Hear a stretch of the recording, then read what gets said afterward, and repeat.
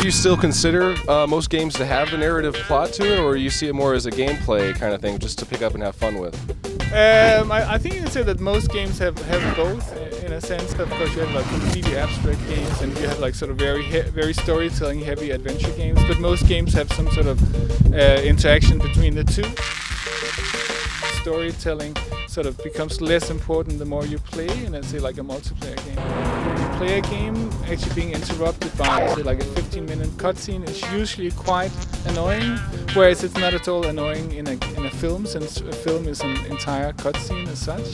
One of the nice things about games is that you have sort of very clear problems that you can solve, whereas real life tends to be a bit more sort of muddy, and like the sort of learning curve in real life is usually not so good. And so games are really about, I mean, games can sort of look realistic to some extent, but it's also, the attraction of games is also that they're sort of different from real life. Games do sort of face a sort of economical problem in that sort of every console generation so far the budgets have doubled.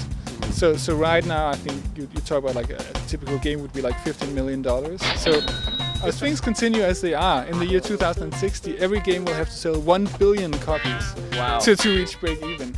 So it's obvious that cannot possibly go on. Like, we cannot just keep on doubling budgets. In movies you have this idea of the Polar Express or Beowulf, where they sort of put so amazing an amount of money and resources into creating these sort of human characters that just like look sort of weird. As a player, it's perfectly okay for something to be like a 10-pixel little guy, and that looks great, right? But if you then create this like amazingly detailed sort of model of that person, and then suddenly as a player you start looking at that person as something that's sort of weird. So like suddenly you realize, oh my god, the nose is sort of wrong and the teeth are sort of off.